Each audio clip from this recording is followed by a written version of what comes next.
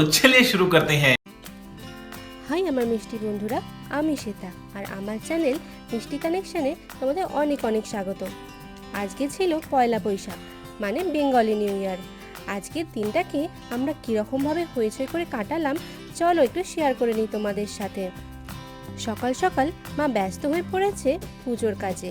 নববর্ষ বলে কথা, তাই গোপালকে একটা নতুন লাল টুকটুকে জামা পরিয়ে দিয়েছে মা, আর বাকি ঠাকুরগুলোকে ফুলের মালা দিয়ে সুন্দর করে সাজিয়ে দিয়েছে। সকাল সকাল পুজো দিয়ে দিন শুরু করলে একটা আলাদাই শান্তি লাগে মনে। খুব সুন্দর লাগছিল আজকে ঠাকুর ঘরটাকে।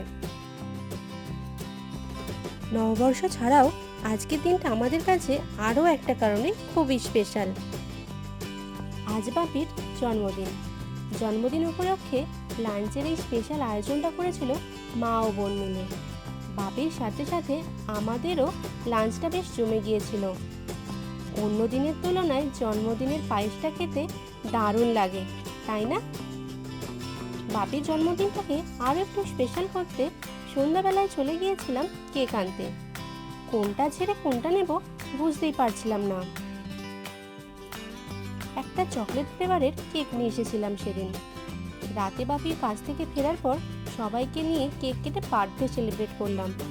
অবশ্য কেক কাটার পর বাপির মনে পড়লো মোমবাতিটা নেভাতেই ভুলে গেছে।